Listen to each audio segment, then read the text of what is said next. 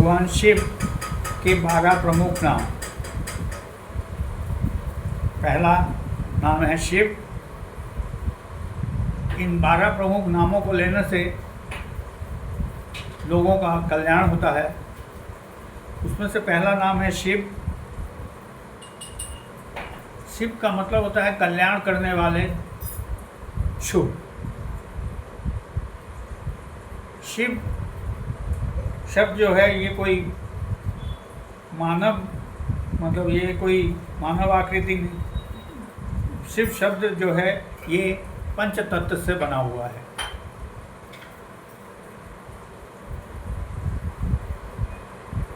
दूसरा है Mahadev, that is, इसका मतलब है महान ईश्वर, देवों के देव। इसलिए देवों के देव महादेव कहा जाता है, दैट इज महान ईश्वर, ईश्वरों के ईश्वर, सबसे बड़े। तीसरा है शंकर, सुख और कल्याण देने वाले को हम शंकर कहते हैं। सुख और कल्याण देने वालों को शंकर कहा जाता है। चौथा है महेश्वर, माया के अधीश्वर या महान ईश्वर को महेश्वर कहते हैं। पांचवा है रुद्र। रुद्र शब्द जो है ये एक भयानक शब्द है। ये एक क्रोध भरा शब्द है। इसको क्रोधित स्वरूप कहते हैं एवं इसको रोने वाले या विनाशक कहते हैं। क्योंकि जब शिव रुद्र रूप ले लेता है तो चारों तरफ विनाशी विनाश हो जाता है। जैसे अब हमने बताया था कि शिव जो है ये पंच तत्वों से बना हुआ है, पृथ्वी, जल, अग्नि, वायु, आकाश। बहुत से लोग कहते हैं हमने तो देखा ही नहीं कहाँ है शिव, दे डोंट बिलीव। और तो हम कहते हैं सब कुछ इसी पृथ्वी पे है, सब कुछ हम लोगों ने देखा है। क्योंकि पृथ्वी, वो शिव जो है पंच तत्वों से बना हुआ है, फिर से कहा जा रहा है। और ये पंच तत्व जब रुद्र रूप ले लेता है तो विनाश हो जाता है। उदाहरण के लिए पानी, पृथ्वी विनाश रूप ले लेगा तो उसमें कंपन आ जाएगा, जिसको कहते हैं भूकंप। उससे क्या होगा, सब तहस नहस हो जाएगा। जहाँ जहाँ भूकंप आएगा उस पोर्शन में तहस नहस हो जाएगा, मानहानि, जीवन, मानव की हानि होगी और धन और अर्थ, सब चीज़ की हानि होगी। दूसरा वो रुद्र की बात कर रहे हैं तो एक तो हो गया ये। फिर दूसरा है जल। जल जब रुद्र रूप ले लेगा तो जो है सबको, सब चीज़ को तहस नहस कर देगा। चाहे वो कोई बिल्डिंग हो, चाहे पेड़ हो, चाहे पौधे हो, चाहे जीव जंतु हो, सबको तहस नहस कर देगा, जिसको कहते हैं बाढ़ आना, भयंकर बाढ़ आना। तीसरा है अग्नि।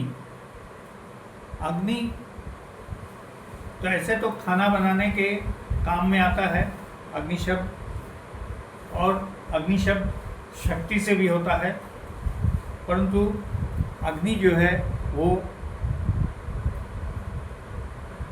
जब रुद्र रूप ले लेता है, भयानक रूप ले लेता है, तो वो विस्फोटक हो जाता है और वो जो है सब चीज़ को जला के राख कर देता है।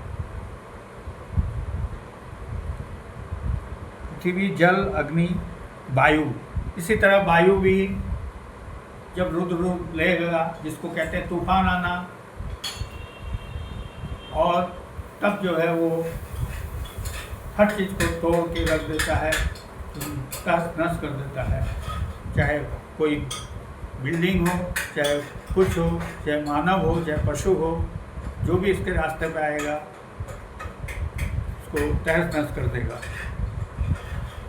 पृथ्वी, जल, अग्नि, वायु, आकाश। आकाश ठीक वही आकाश का भी है। आकाश भी जब रुद्र रूप लेगा तो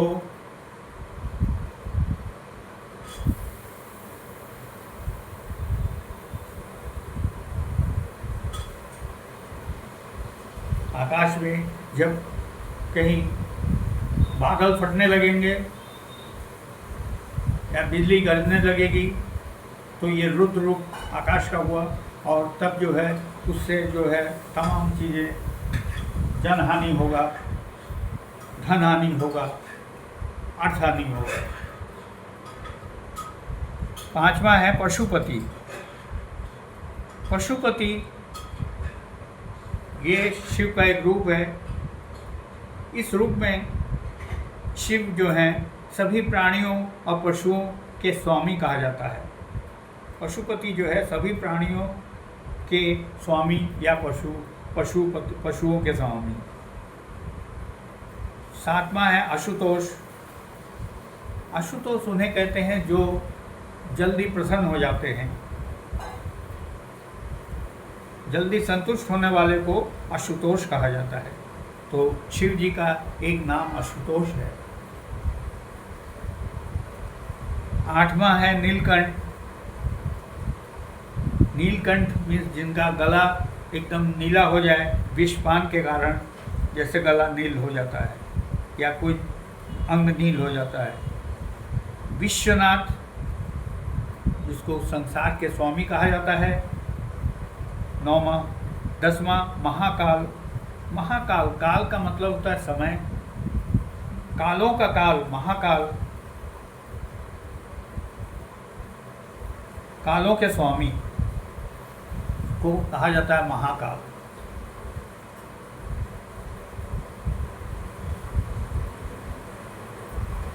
ग्यारहवां है शंभु। शंभु शब्द जो है ये आनंद स्वरूप और कल्याण के दाता कहा जाता है। और 12वां है त्र्यंबकम। त्र्यंबकम अर्थ का मतलब होता है तीन नेत्र वाले, त्रिनेत्रधारी। त्रिनेत्र वाले, त्रिनेत्रधारी। इन नामों के जप करने से जीवन की परेशानियां और मनोकामनाएं दूर होती हैं। हरि ओम। ओम शांति। ओम शांति।